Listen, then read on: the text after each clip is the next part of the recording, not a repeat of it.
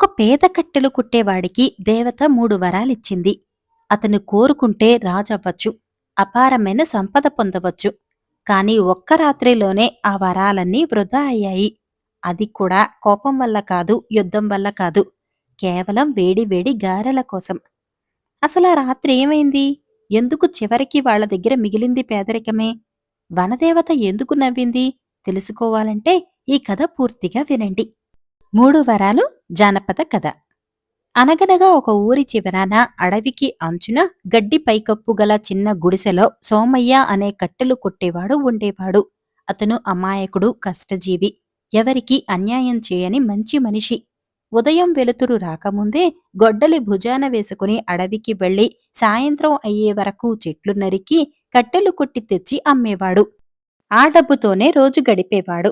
అతని భార్య రత్నమ్మ మాత్రం ఎప్పుడూ అసంతృప్తిగా ఉండేది. మన బతుకులు ఇంతేనా? ఎప్పుడూ పేదరికం, కష్టాలు.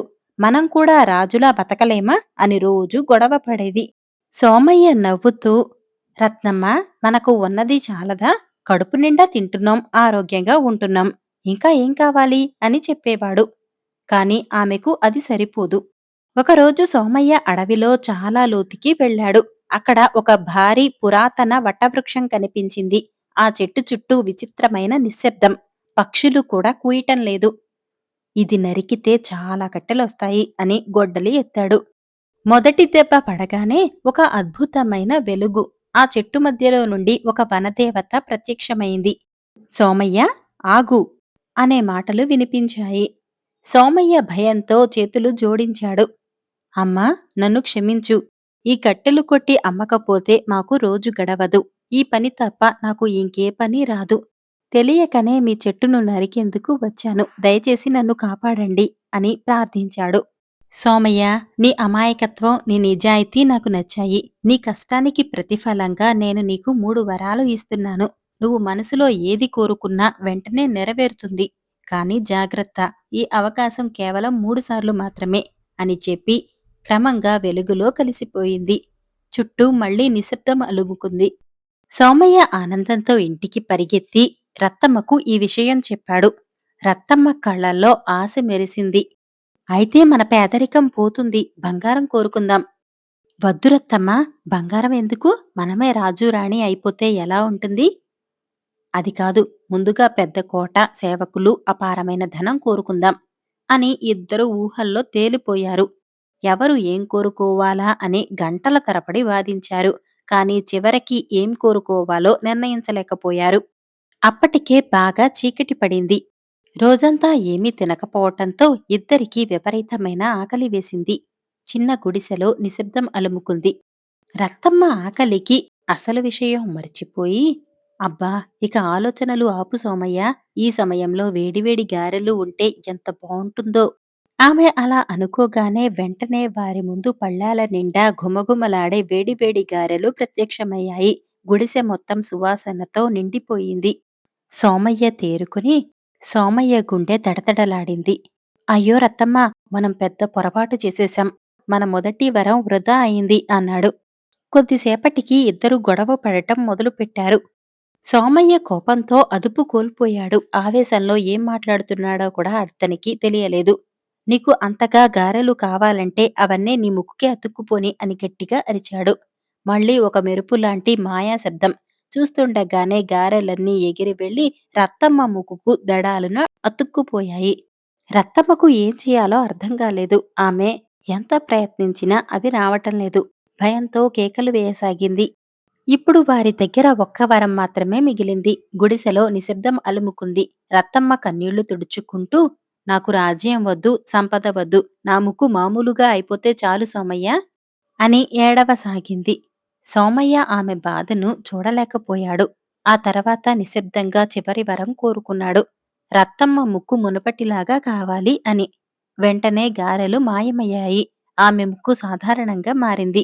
ఇద్దరూ ఊపిరి పీల్చుకున్నారు. కాని వారి గుడిసె అలాగే ఉంది. పేదరికం అలాగే ఉంది. మరుసటి రోజు ఉదయం సోమయ్య మళ్లీ అడవికి బయలుదేరాడు. రత్తమ్మ నిశ్శబ్దంగా అతన్ని చూస్తూ నిలబడింది. నిన్న మనం ఎంత పెద్ద అవకాశాన్ని కోల్పోయామో అని ఆమె నిస్సహాయంగా చెప్పింది. సోమయ్య మాత్రం మెల్లగా నవ్వాడు. అవకాశం పోయింది కావచ్చు. కానీ మనం ఒకరికొకరం కోల్పోలేదు కదా! మనకు ఒకరికొకరం ఉన్నాం. అదే చాలు రత్తమ్మ అని అన్నాడు. రత్తమ్మ కళ్ళల్లో కన్నీళ్లు మెరిశాయి. ఆమె ఏమీ మాట్లాడలేకపోయింది. అదే వటవృక్షం దగ్గరకు వెళ్లి సోమయ్య చేతులు జోడించి నమస్కరించాడు. అమ్మా! నేను వరాలు కోరటానికి రాలేదు. మేము చేసిన తప్పుకు క్షమాపణ చెప్పటానికి వచ్చాను అని. అప్పుడే చెట్టు చుట్టూ మృదువైన వెలుగు వ్యాపించింది. గాలి సున్నితంగా వీచింది. వనదేవత మళ్ళీ ప్రత్యక్షమైంది. సోమయ్య, నీవు ఇప్పుడు నిజం తెలుసుకున్నావు అని వనదేవత అన్నది. అమ్మా! మేము విఫలమయ్యామా? అని అతను భయంతో అడిగాడు. దేవత మళ్ళీ చిరునవ్వు చిందించింది. కాదు సోమయ్య, వరాలు సంపద కోసం కాదు, మనకు జ్ఞానం కలిగించటానికి అంటూ ఆమె చెట్టు నుండి ఒక ఆకును తీసి అతని చేతికిచ్చింది. ఇది వరం కాదు, ఆశీర్వాదం. నీవు కష్టపడితే నీ కష్టం ఎప్పుడూ వృధా కాదు అని చెప్పి వనదేవత మాయమైంది. ఆ రోజు నుండి వారి జీవితంలో చిన్న చిన్న మార్పులు కనిపించాయి. సోమయ్య కొట్టిన కట్టెలు ఎప్పుడూ త్వరగా అమ్ముడయ్యేవి. అనారోగ్యం దగ్గరకు రాకుండా ఉండేది. ఇంట్లో ప్రశాంతత పెరిగింది. ధనం ఎక్కువగా రాలేదు కానీ కష్టాలు కూడా రాలేదు. రత్తమ్మలో పెద్ద మార్పు వచ్చింది. రత్తమ్మ ఇప్పుడు ప్రతిరోజు దీపం వెలిగించేది.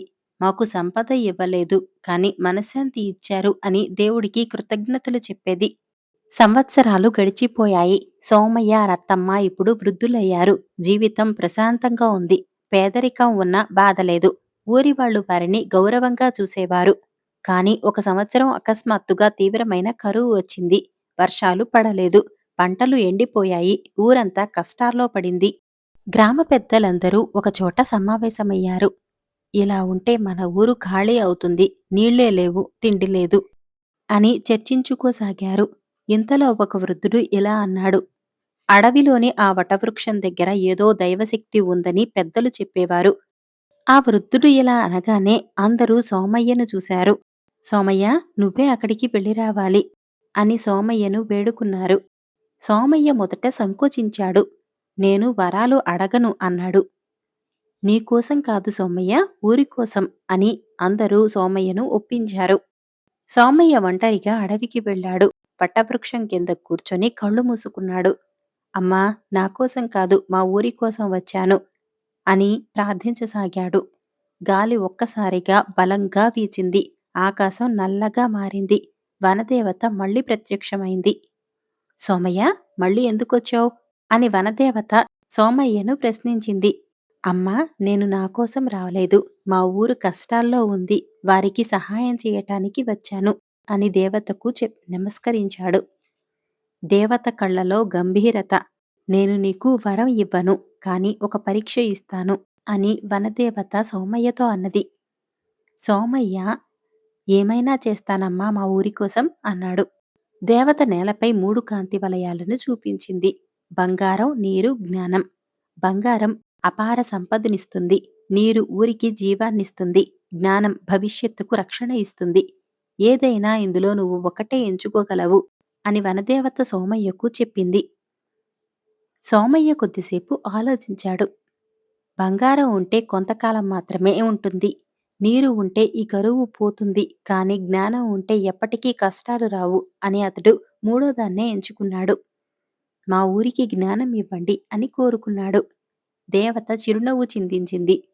ఇప్పుడు నీవు నిజంగా మారిపోయావు సోమయ్య అని వనదేవత సోమయ్యతో అన్నది. ఒక్కసారిగా ఆకాశం మెరుపులతో నిండిపోయింది. భారీగా వర్షం మొదలైంది. నదులు నిండిపోయాయి. చెరువులు పొంగిపోయాయి. కాని అదే కాదు. గ్రామ ప్రజలు కొత్త పద్ధతుల్లో వ్యవసాయం నేర్చుకున్నారు. నీటిని నిల్వ చేసుకోవటం నేర్చుకున్నారు. ఊరు సంపన్నమైంది. గ్రామ పెద్దలు సోమయ్యను సత్కరించారు. గ్రామ పెద్దలందరూ సోమయ్యను సత్కరించారు. నేను కాదు, జ్ఞానం కాపాడింది. ఒక సాయంత్రం సోమయ్య, రత్తమ్మ వటవృక్షం కింద కూర్చున్నారు. రత్తమ్మ అడిగింది. మొదట మనం వరాలు వృధా చేసుకున్నాం. మళ్ళీ వనదేవత మనకు వరాలను ఎందుకు ఇచ్చింది అని. సోమయ్య చిరునవ్వు నవ్వి ఇలా అన్నాడు. అప్పుడు మనం సంపద కోరుకున్నాం. ఇప్పుడు ఇతరుల మేలు కోరుకున్నాం అని. గాలి మెల్లగా వీచింది. చెట్టు ఆకులు మెరిశాయి. ఎవరో ఆశీర్వదించినట్టు. జమీందారు చెరువు రాసినవారు జొన్నలగడ్డ మార్కండేయులు గారు. కొండాపురం అనే గ్రామంలో కాస్త పొలం పుట్రా ఉన్న వ్యక్తి ఒకడు అందరికీ తలలో నాలుకలా ఉండేవాడు. ఎవరికీ సహాయం కావలసి వచ్చినా చేయటమే కాక తనకున్న కలిమిలో బీద బిక్కికి దాన ధర్మాలు చేస్తూ ఉండేవాడు. ఇలాంటి వాడికి కనుక జమీందారీ ఉంటే చేతికి ఎముక లేకుండా దానం చేస్తాడు అంటూ ఆ గ్రామ ప్రజలే కాకుండా చుట్టుపక్కల వారు కూడా ఎంతగానో మెచ్చుకునేవారు. కాలక్రమేణా ఆ వ్యక్తి అసలు పేరు మరుగున పడిపోయి ప్రజల మధ్య అతడి పేరు జమీందారుగా స్థిరపడిపోయింది. పైగా అతడు ఒంటరివాడు. పెట్టి పోషించవలసిన దగ్గర బంధువులు తనకెవరూ లేరు. కొండాపురం అచ్చెర్లకోట సంస్థానంలోని గ్రామం. అచ్చెర్లకోట జమీందారుకు తన జమీ గ్రామంలోనే ఒకడు జమీందారుగా పిలవబడుతున్నాడని విని సంగతేమిటని దివానును పిలిచి అడిగాడు. అందుకు దివాను, మహారాజా, ఒక వ్యక్తిని దేవుడని పిలిచినంత మాత్రాన అతడు దేవుడైపోడు. అలాగే కొంచెం దానం కూడా ఉన్నది కదా అని అతన్ని ప్రజలు జమీందారుగా పిలిచినంత మాత్రాన తమ కీర్తికి ఏమాత్రం భంగం రాదు. వాకబు చేసి చూశాను. అతడికి తండ్రి తాతల నుంచి కొంచెం ఆస్తి సంక్రమించింది. బంధువులు పెద్దగా లేరు. ఇంకా పెళ్లి కాలేదు. జమీందారీతనం అనేది పుట్టుకతో రావాలి. వయసు పొంగు, ఉద్రేకంలో చేస్తున్న ఈ దాన ధర్మాలు సంసారికానంత వరకే. ఇటువంటి విషయాలు మనం అసలు పట్టించుకోకూడదు అన్నాడు. ఆ మాటలకు జమీందారు నవ్వి ఊరుకున్నాడు. ఇలా ఉండగా కొండాపురం గ్రామాధికారి కాలం చేశాడు. కొత్త గ్రామాధికారిని నియమించాల్సి ఉంది. అందుచేత జమీందారు దివానుతో, ఈ రోజు నుంచి నా స్థానంలో నేనొక్కడినే జమీందారుగా పిలవబడాలి. ఇదే మంచి అదను. చనిపోయిన గ్రామాధికారికి వారసులు లేరు. అందరికీ సహాయం చేస్తూ మంచివాడుగా జమీందారని పిలిపించుకుంటున్న ఆ వ్యక్తిని గ్రామాధికారిగా నియమించండి. అందువల్ల అతడినెవరూ ఇక జమీందారని పిలవరు. పైగా మంచివాడు, సమర్థుడు కనుక మనకు రావలసిన శిస్తులన్నీ చక్కగా వసూలు చేయించి క్రమం తప్పకుండా ఖజానాకు జమ చేయిస్తాడు అన్నాడు. దివాను అప్పటికప్పుడే బయలుదేరి కొండాపురం వెళ్లి ఆ వ్యక్తిని గ్రామాధికారిగా నియమించాడు. ప్రజలు ఎంతగానో సంతోషించారు. జమీందారు ఆజ్ఞ ప్రకారం గ్రామస్తులు తాము జమీందారని పిలిచే వ్యక్తిని తమకు గ్రామాధికారిగా అంగీకరించిన అతన్ని గ్రామాధికారిగా కాక ఇంకా జమీందారనే పిలుస్తున్నారని విన్న దివాను ఆ విషయాన్ని జమీందారుకు చెప్పకుండా ఊరుకున్నాడు. ఒక ఏడాది గడిచింది. శిస్తులు వసూలు చేసే సమయం వచ్చింది. కొండాపురం గ్రామాధికారి అయిన జమీందారు ఇంకా కొన్ని శిస్తులు వసూలు కావలసినప్పటికీ తానే ఆ సొమ్ము వేసేసి మొత్తం 800 రూపాయలు గ్రామ నౌకరు చేతికిచ్చి ఖజానాలో జమ చేయమని అచ్చర్ల కోట పంపించాడు. కొండాపురం నుంచే కాక ఇంకా అనేక గ్రామాల నుంచి శిస్తులు పట్టుకుని కొండాపురం నౌకరులాగే చాలా మంది రావటంతో ఖజానా అధికారి ఊపిరి సలపనంత పనిలో మునిగిపోయాడు. కొండాపురం గ్రామ నౌకరు కొంచెం మొహమాటస్తుడు.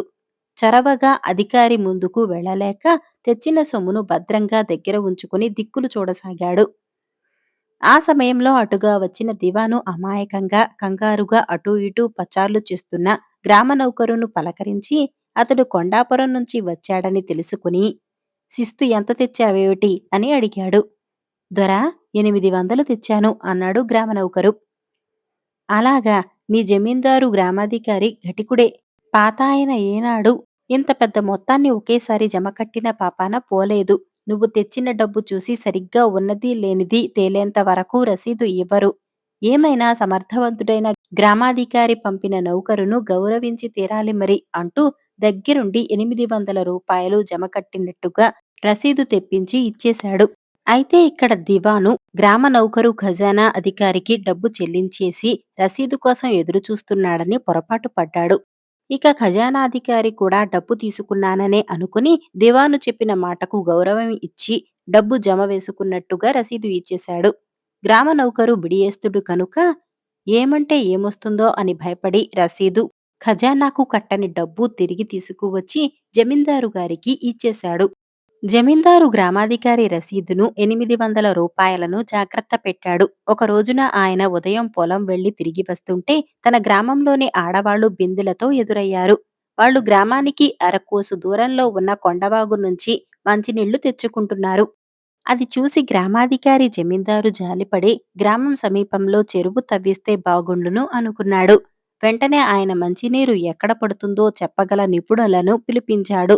వాళ్ళు కొండాపురమంతా తిరిగి జమీందారు గారి పొలం ప్రాంతం చెరువు త్రవ్వడానికి అనుకూలమని, ఆ నేల చెరువు నీటిని పరిశుభ్రంగా ఉంచగలదని చెప్పారు.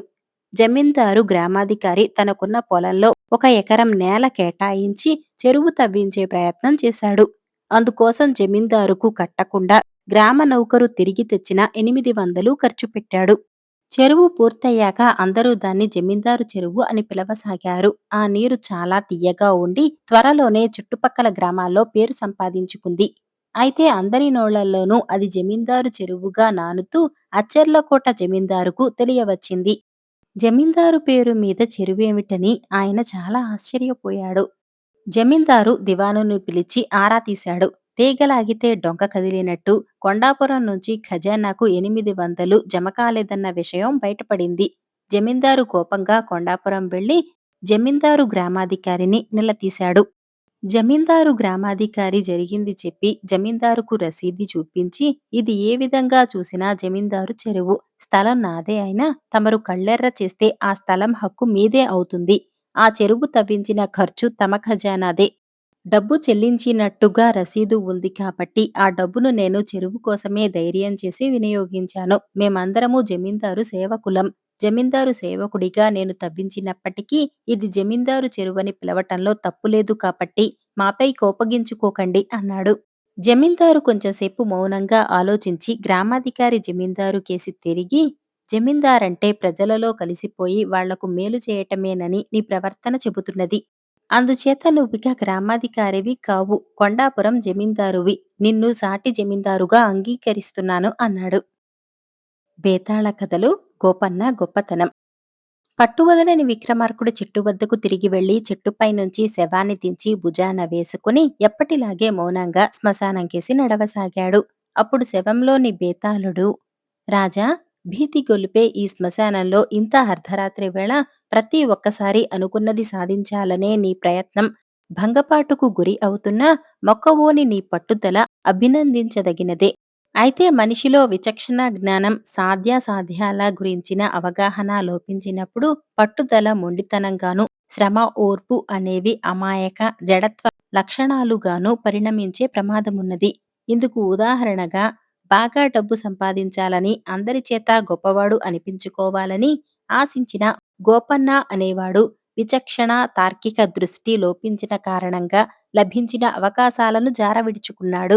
వాడి కథ చెబుతాను, శ్రమ తెలియకుండా విను అంటూ ఇలా చెప్పసాగాడు. గోపన్నకు మంచివాడని పేరు. మధురవాడ గ్రామంలో ప్రతి ఒక్కరూ వాడంటే ఇష్టపడతారు. అయితే గోపన్నకు బాగా డబ్బు సంపాదించాలని, అందరి చేత గొప్పవాడు అనిపించుకోవాలని బలమైన కోరిక ఉండేది.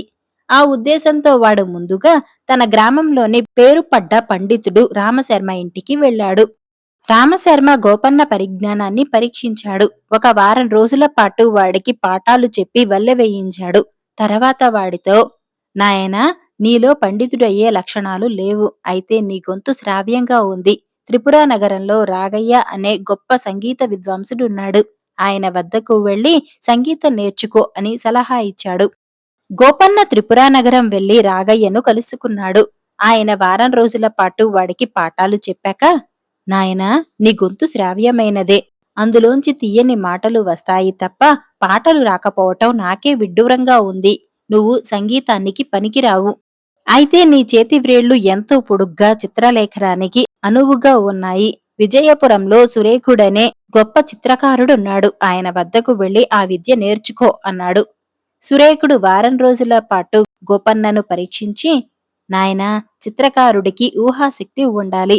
తను చూసిన ప్రతి దృశ్యాన్ని సవివరంగా గుర్తు చేసుకుంటేనే ఎవరైనా చక్కని బొమ్మలు గీయగలుగుతారు. ప్రస్తుతానికి నీ ఊహాశక్తి అంతంత మాత్రంగా ఉన్నది. కొంతకాలం పాటు నీ ఊహాశక్తికి మెరుగులు దిద్దాలి. అందుకు పాండిత్యం అవసరం. మధురవాడలో రామశర్మ అనే మహా పండితుడున్నాడు. కొంతకాలం పాటు నీవాయనకు శుశ్రూష చెయ్యి అన్నాడు. తను మధురవాడ నుంచే వస్తున్నానని, రామశర్మ తను పండితుడు కాలేడన్నాడని చెప్పడానికి గోపన్నకు చిన్నతనం వేసింది. వాడు సురేఖుడికి కృతజ్ఞతలు తెలుపుకొని అక్కడి నుంచి ఇంటి ముఖం పట్టాడు. ఈ జన్మకు తను గొప్పవాడయ్యే అవకాశం లేదని వాడు నిరాశ చెందాడు. తన గ్రామం పొలిమేరల్లో ఉండగా గోపన్నకు రక్షించండి, రక్షించండి అన్న కేకలు వినపడ్డాయి. ఎవరా అని చూస్తూ ఉండగా వాడికి ఆ మాటలు దారి పక్కనున్న గోతిలో నుంచి వస్తున్నట్లు తెలిసింది. తొంగి చూస్తే అది నిలువు లోతు గొయ్యి. అందులో మనిషొకడున్నాడు. గోపన్న చెయ్యి అందించపోతే అది ఆ మనిషికి అందలేదు. నేను నీకు సహాయపడతాను. ధైర్యంగా ఉండు. దగ్గర్లో ఏదైనా చెట్టు కొమ్మ కానీ, తాడు కానీ దొరుకుతుందేమో చూసి వస్తాను అన్నాడు గోపన్న ఆ మనిషికి ధైర్యం చెబుతూ. నువ్వంత మాటన్నావు కదా! అదే చాలు అన్నాడా మనిషి. తర్వాత గోపన్న చూస్తూ ఉండగా ఆ మనిషి పైకి వచ్చాడు. ఆ గొయ్యి పూడుకుపోయింది. నీకు మహిమలున్నట్టు తోస్తున్నది. అలాంటప్పుడు రక్షించమని కేకలెందుకు పెట్టావు అని అడిగాడు గోపన్న ఆశ్చర్యంగా. ఆ మనిషి నవ్వి, నేనొక సన్యాసిని. నాకు అద్భుత శక్తులున్నాయి. రోజుకొక మంచివాడి కోరిక తీరుస్తూ ఉంటాను. అందుకని ఒక గోతిని సృష్టించుకొని అందులోంచి కేకలు పెడతాను. మంచితనం అదృష్టం ఉన్నవాడు నా దగ్గరకు వస్తాడు. ఈ రోజు అదృష్టం నీది. నీకేం కావాలో కోరుకో అన్నాడు. గోపన్న నిట్టూర్చి, గొప్పవాణ్ణి కావాలని, బాగా డబ్బు సంపాదించాలని నా కోరిక. ఆ కోరికలు తీర్చుకోవటం కోసం నేను చెయ్యని ప్రయత్నం లేదు అంటూ సన్యాసికి తన కథ చెప్పుకున్నాడు. సన్యాసి గోపన్న తలపై చేయి పెట్టి, ఈ క్షణం నుంచి ఎంత గొప్ప పండితుడినైనా ఓడించగల పాండిత్యం లభిస్తుంది. సంగీతం, చిత్రలేఖనాల్లో కూడా నీ గొప్పతనానికి ఎదురుండదు. ఇది నా దీవెన అన్నాడు. గోపన్న సన్యాసికి సాష్టాంగ నమస్కారం లేచి నిలబడ్డాడు. సన్యాసితో వాడు, నువ్వు నీ గొప్పతనంతో మాత్రమే డబ్బు సంపాదించగలవు. ఆ విషయం గుర్తుంచుకో వెళ్ళు అన్నాడు. ముందుగా గోపన్న రామశర్మను కలుసుకుని ఆయనతో, అయ్యా, తమరు నాలో పండితుడు కాగల లక్షణాలు లేవన్నారు. వెనుకటికి విష్ణుశర్మ అనే పండితుడు ఎందుకు పనికిరాని పరమమూర్ఖులైన రాజకుమారులను పంచతంత్ర కథలతో వివేకవంతుల్ని చేయగలిగాడు. ఈ ప్రపంచంలో పట్టుదల కల శిష్యుడు నేర్వలేని విద్య అంటూ ఉండదు. కాబట్టి లోపం నాలో కాక తమలో ఉన్నదని అనిపిస్తున్నది. నేను వేసే కొన్ని ప్రశ్నలకు జవాబివ్వండి అంటూ కొన్ని ప్రశ్నలు వేశాడు. రామశర్మ ఒక్క ప్రశ్నకు బదులివ్వలేక ఉక్రోషంతో గోపన్ననే బదులు చెప్పమన్నాడు. వాడు చెప్పగానే ఆశ్చర్యపడి, నీ పాండిత్యం అసాధారణం. ఇలాంటి జ్ఞానం సంపాదించటానికి నాకీ జన్మ చాలదు అన్నాడు. గోపన్న అక్కడ్నుంచి త్రిపుర నగరం వెళ్లి రాగయ్యను కలుసుకుని రామశర్మకు చెప్పినట్టే చెప్పి, తమరొక పాట పాడండి, అందులో లోపాలుంటాయి చెబుతాను అన్నాడు. రాగయ్య చక్కని పాట పాడాడు. గోపన్న వెంటనే, పామరులకిది బాగానే అనిపిస్తుంది. కాని విద్వాంసులు పాడవలసిన తీరు ఇది కాదు అంటూ ఆ పాటను కొద్దిగా సవరించి తను పాడి వినిపించాడు. రాగయ్య వాడికి చేతులు జోడించి, మహానుభావ, నువ్వు కారణజన్ముడివి. ఇలా పాడటం ఈ జన్మంతా సాధన చేసినా నాకు సాధ్యం కాదు. గతంలో నీ గురించి నేనన్న మాటలకు నన్ను క్షమించు అన్నాడు. తర్వాత గోపన్న విజయపురంలోని సురేఖుణ్ణి కలుసుకుని ఆయన చిత్రాల్లో కొన్ని మార్పులు చేశాడు. అప్పుడు ఆ చిత్రాల్లో వచ్చిన అద్భుతమైన అందచందాలకు సురేఖుడు ఆశ్చర్యపడి, నాయనా, నువ్వు దేవాంశ సంభూతుడివి. భూమి మీద ఇంకెవరికీ ఈ విధంగా చిత్రాలు గీయటం సాధ్యం కాదు అన్నాడు. తను గొప్పవాడినన్న భావం అప్పటికీ గోపన్నలో పూర్తిగా కలిగింది. ఆ గొప్పతనాన్ని ఉపయోగించుకొని బాగా డబ్బు సంపాదించాలని వాడు అనుకున్నాడు. విజయపురంలోనే విమలానందుడు అనే భాగ్యవంతుడు ఉన్నాడు. ఆయన పండితులను బాగా ఆదరిస్తాడని పేరు. గోపన్న ఆయనను కలుసుకుని తన పాండిత్యం ప్రదర్శించాడు. విమలానందుడు గోపన్న వివరాలు తెలుసుకుని, ఆర్య, మీ వంటి పండితుడి దర్శన భాగ్యంతో నా జన్మ తరించింది. ఎంతవరకు ఎవ్వరికీ ఇవ్వని కానుక తమరికిస్తాను అంటూ ఒక తాళపత్రాన్ని ఇచ్చాడు. అది వేదవ్యాసుడు చెప్పగా విఘ్నేశ్వరుడు స్వహస్తాలతో రాసిన మహాభారత గ్రంథంలోని ఒక తాళపత్రమట. పూర్వజన్మ సుకృతం కొద్దీ విమలానందుడి పూర్వీకులలో ఒకరికది లభించిందట. తరతరాలుగా ఆయన పూర్వీకులు ఆ తాళపత్రాన్ని ప్రాణప్రదంగా చూసుకుంటున్నారట. ఆ తాళపత్రం చూసి గోపన్న నిరుత్సాహపడ్డాడు. అయితే తనకు ధనం కావాలని విమలానందుణ్ణి అడగలేకపోయాడు. తన వద్ద సెలవు తీసుకుంటున్న గోపన్నను విమలానందుడు, ఆర్య, పొరుగురిలో నా అన్న భ్రమరానందుడు ఉన్నాడు. ఆయనకు సంగీతం ప్రాణం. తమరికా విద్యలో ప్రవేశముంది కాబట్టి నన్ను సంతోషపెట్టినట్లే ఆయన్ను సంతోషపెట్టగలరు అని కోరాడు. గోపన్న బ్రహ్మానందుణ్ణి కలుసుకుని తన సంగీత విద్యను ప్రదర్శించాడు. ఆయన బ్రహ్మానందం చెంది, ఈ భూమి మీద మీ వంటి గాయకుడు మరొకరుంటారనుకోరు. మీకే కానుకలిచ్చినా అమూల్యమైన తమ ప్రతిభకు వెలకట్టినట్లుంటుంది. ఇంతవరకు ఎవరికీ ఇవ్వని కానుక తమరికి ఇస్తాను అని ఒక చిన్న కంచుబరిణె ఇచ్చాడు. ఆ కంచుబరిణె తరతరాలుగా వారి కుటుంబంలో అపురూపంగా చూసుకోబడుతున్న వస్తువు. ఆ భరిణె మూత తెరిచి చెవి కానించుకుంటే నాదబ్రహ్మ త్యాగరాజు గొంతు వినిపిస్తుంది. మనసులో ఏ కృతిని కోరుకుంటే అది చెవిలో ఆయన కంఠస్వరంలో వినబడుతుంది. తనకు డబ్బు కావాలని నోరు విప్పి అడగలేక తన దురదృష్టాన్ని తననే నిందించుకుంటూ అక్కడి నుంచి సెలవు తీసుకోబోతున్న గోపన్నతో, అయ్యా, మా అన్నగారు చిత్రానందుడు పొరుగురిలో ఉంటున్నాడు. తమరాయన్ను కలుసుకొని తమ చిత్రలేఖన ప్రావీణ్యంతో ముగ్ధుణ్ణి చేయగలరు. కళకు ప్రాణం పెడతారాయన అన్నాడు భ్రమరానందుడు. చిత్రానందుడు గోపన్న చిత్రకళకు మెచ్చి అజంతా చిత్రకారుడు విడిగా వేసిన బొమ్మ ఒకటి వాడికి కానుకగా ఇచ్చాడు. ఇప్పటికీ వెలిసిపోని రంగులతో జీవకళ ఉట్టిపడుతూ ఆ చిత్రం ఎంతో అద్భుతంగా ఉన్నది. తనకు డబ్బు దొరకలేదని మనసులో వ్యధపడుతూ సెలవు తీసుకుంటున్న గోపన్నతో, అయ్యా, తమను డబ్బుతో సత్కరించగలవాడు మన దేశపు రాజొకడే. తమరాయనను దర్శించి తగిన సత్కారం పొందవలసిందిగా కోరుతున్నాను. తమ బోటి కళాకారులకు ధన వ్యామోహం ఉండదని నాకు తెలుసు. కానీ రాజసత్కారం కళాకారులకు గౌరవప్రదం అన్నాడు చిత్రానందుడు. ఆయన మాటలతో గోపన్నకు డబ్బు సంపాదించే ఉపాయం తెలిసింది. వాడు తక్షణం రాజధానికి ప్రయాణం కట్టి అక్కడికి చేరుకోగానే ఒక సత్రంలో బస చేశాడు. ఆ సత్రంలో వాడికి రామశర్మ, రాగయ్య, సురేఖుడు కనిపించారు. ఆ దేశపు రాజు దేశంలోని కళాకారుల మధ్య పోటీలు నిర్వహిస్తున్నాడట. ఉత్తమ కళాకారులను ఘనంగా సన్మానిస్తాడట. వాళ్ళు ముగ్గురు ఆ పోటీల గురించే వచ్చారు. గోపన్నను చూడగానే వాళ్ళు నీరసపడి, ఈ ప్రపంచంలో ఎవరితోనైనా ధైర్యంగా పోటీ పడగలం. కానీ మీరు పోటీలో పాల్గొనే మాటైతే మాత్రం ఫలితం మాకు ముందే తెలుసు. మేమిక తిరిగిపోతాం అన్నారు. ఆ ముగ్గురు మానవ ప్రయత్నంతో వారి వారి విద్యల్ని సాధించారు. తను అదృష్టం కొద్దీ ఆయా విద్యల్లో ప్రావీణ్యుడయ్యాడు. ఇలా ఆలోచించి గోపన్న వాళ్లతో, మీరు ముగ్గురు నాకు గురుతుల్యులు. మీ కారణంగానే నేను ఈ ఉన్నత స్థితికి చేరుకున్నాను. పోటీలు నేను చూస్తానే తప్ప పాల్గొనను. ఈ పోటీల్లో మీరు నెగ్గకపోతే మాత్రం మిమ్మల్నోడించిన వారిని నేనోడిస్తాను అన్నాడు. ఈ మాటకు రామశర్మ, రాగయ్య, సురేఖుడు ఎంతో సంతోషించారు. అయితే గోపన్న పోటీల్లో పాల్గొనవలసిన అవసరం లేకపోయింది.